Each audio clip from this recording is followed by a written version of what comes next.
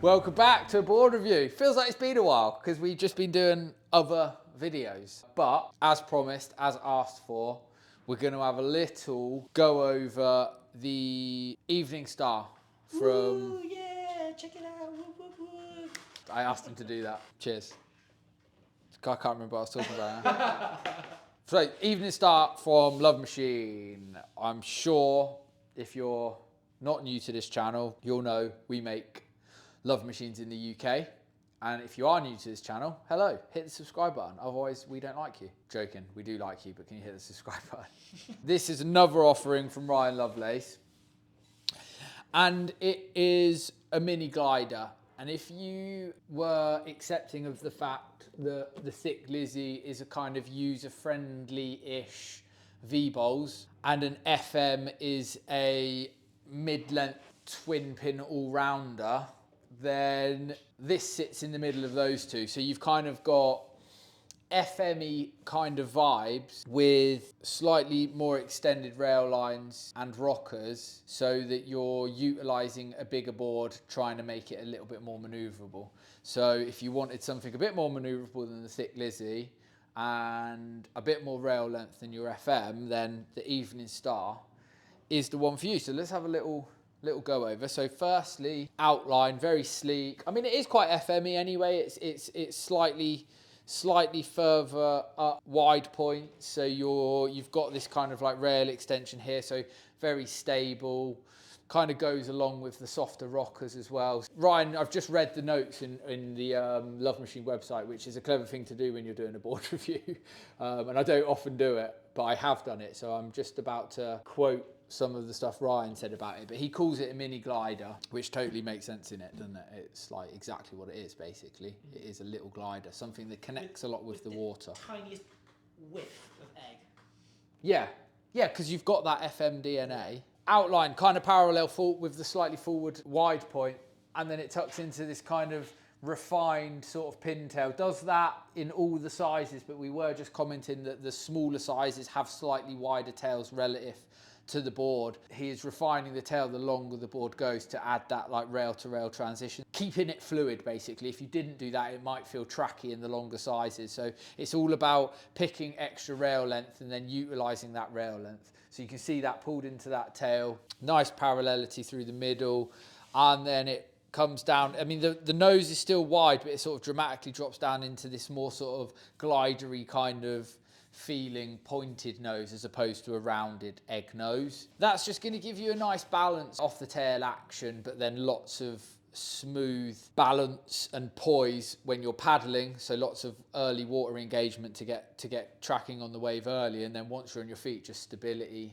in slower speeds, enabling you to drop back and do those turns at lower speeds. As far as longer rail line boards go, and I'm talking the longer side of mid-length, so for example, most of us are riding mid-lengths kind of, you know, around the 6'10" to 7'2" area. This one you would ride in the upper kind of 7s to 8s. I mean, that's where Ryan loves it, 8. He thinks everyone should be on 8-foot boards. So yeah, you're kind of, this is the upper line. And then what you would do with that board is thin it out and add some rail to rail transition quickening with width. And you would end up with the Evening Star, which he, funnily enough, has. So deck line, pretty domed. The board actually carries one of the lowest amount of volumes per sort of length we've ever seen in the mid-length market. I think the 7.7 carries 45 litres. So just to put that into perspective, my 6'10" BP Mini has 44.9 litres. So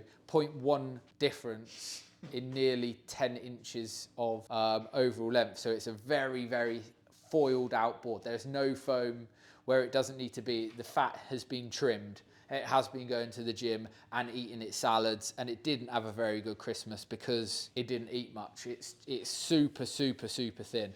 And you can see that from the deck line. As soon as you get away from the stringer, it starts tapering down.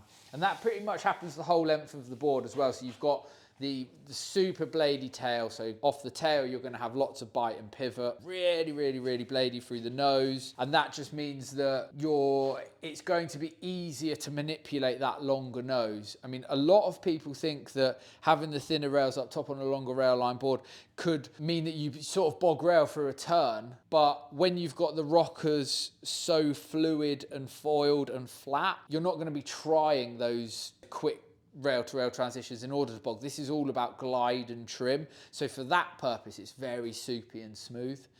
When you flip it over, it's kind of FM style, triplane hull, no channel, kind of soft rolled bottom, and then the fin setup is twinny only, or a single fin, or if you want to use it as that kind of Widowmaker style, maybe in slightly bigger waves, then you've got the option of the 2+1 as well. I myself, I feel like I would use it as a rolly kind of point single fin, but I know that Teeps, who's got one, he's got the 7.7, has been using it as a twinny. Well, you've used it as both, haven't you? Yeah.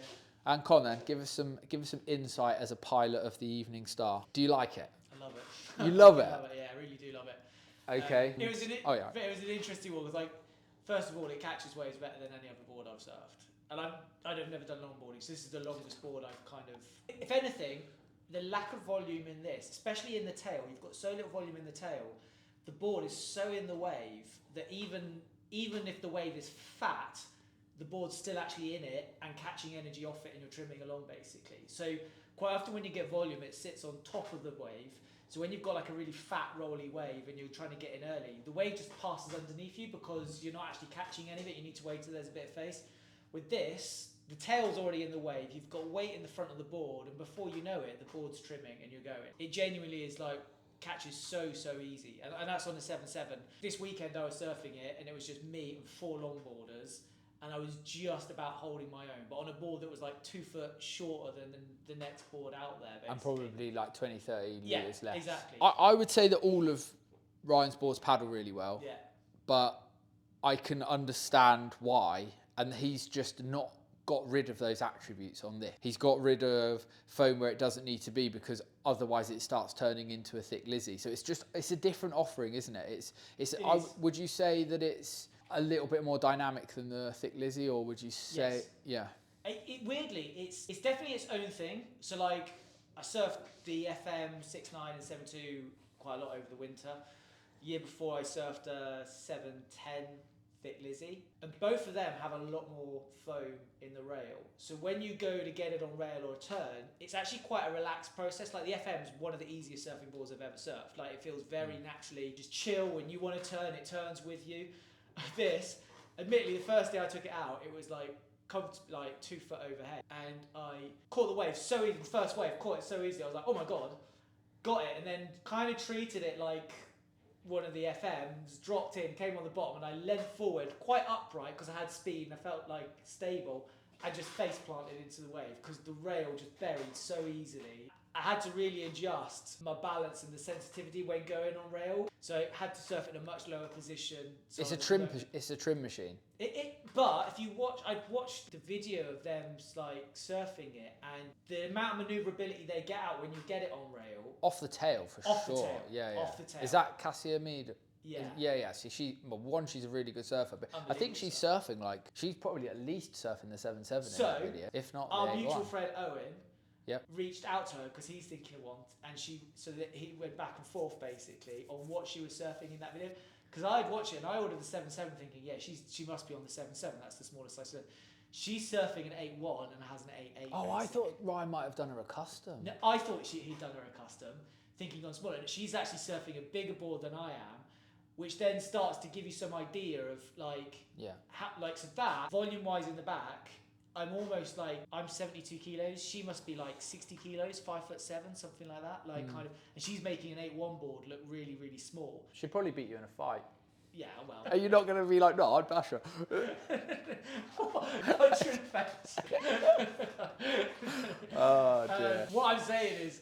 you'd lose. It surfs. There's so little foam, surfs really small. She'd beat you in a heat. She'd beat me in a heat, easy. For sure. No, she surfs it amazingly. She surfs she it does. unbelievably. Watching her surf it, then going away and surfing, and then watching it again, you actually see, like, the rail is the third fin. Like, it's so loose on the twin fin. First, quite big, single fin, awesome. Loads of drive, really handle size, no problem. Like, I didn't think I was even scratching the surface in terms of what it felt comfortable in. And sets were 1.5 overhead. I could take off steep, the rails just take it on the kind of like, even on a steep wall, carries loads of speed. Felt really comfortable and secure on it. And at 45 litres, it doesn't feel like a lot of board out there. No, you still muscle it around a Yeah, bit. yeah. I think it's quite a good board for, so like for example, the FM, you're surfing in 6.9, maybe 7.2. Yeah. And this, you'd surfing in the 7.7, maybe 8.1. And they're kind of, you wouldn't be putting like a 7.8 FM against the 7.7 even start. It's a different board at that point. Different board. Yeah, you want it a bit longer. So I think it probably lends itself to people who want that extra rail line. Yeah. For paddle, or just are coming off like longer boards, like long boarders, because they're going to be really used to that pivot and that feel. So I 6.9 FM's like 42, not getting too hung up on volume, but to give you an idea, 6.9 is what, 42, 43, somewhere in the middle of that. I think the 7.2 is like 45, 46, exactly. Isn't it? Yeah. Exactly. And like the 7.7 is kind of at 45 litres, I could definitely surf it bigger. Like A1's probably be like the right sort of size for me, but doesn't fit in the car, doesn't fit in that. And actually I love the smaller feeling, and I'm just having to adjust to a board that feels super sensitive, and like there's so little foam in the rails. You just got to be mindful for that when you're engaging them, because they go deep straight away, and if your balance isn't ready for it, you go it's obviously there's an unforgiving nature with fin rails especially up the top. The idea is if you're doing those dramatic turns, you're doing them off the tail, and if you're not, you're and your mid starts, you're very, very fluid and well, it's a trim, like it says, it's a mini glider, so it nose rides unbelievably well. Yeah, 7.7. You just get your weight at the front, and it's just locked in. And there is a big difference between the twin fin and the single in terms of how it surfs. I haven't got experience surfing the Evening Star, but I'm just looking at it from a shaper's eye. It's going to feel like a purist's FM, i.e. a little bit harder to surf, probably a bit more rewarding when you do a turn a little bit freer. But the single fin is going to feel like a really rolly glider, so you're going to get all the benefits. So like you can it's another one that we can probably comfortably say UK not bad for the small waves, treat it as a glider, and then maybe as it's bigger in the waves, then you can choose however you want to do it. But as the wave starts giving you the speed and the board doesn't need to give you as much speed, the turns are going to free up. I feel like it's more of a specialist board, so it is. So like FM, I feel like everyone can have a go on and have fun, whereas this, I feel like you can daily it. I would struggle to daily it. I'm too like oofy and probably. You have to be light on your feet. You can't be heavy. Yeah. So I'm quite light.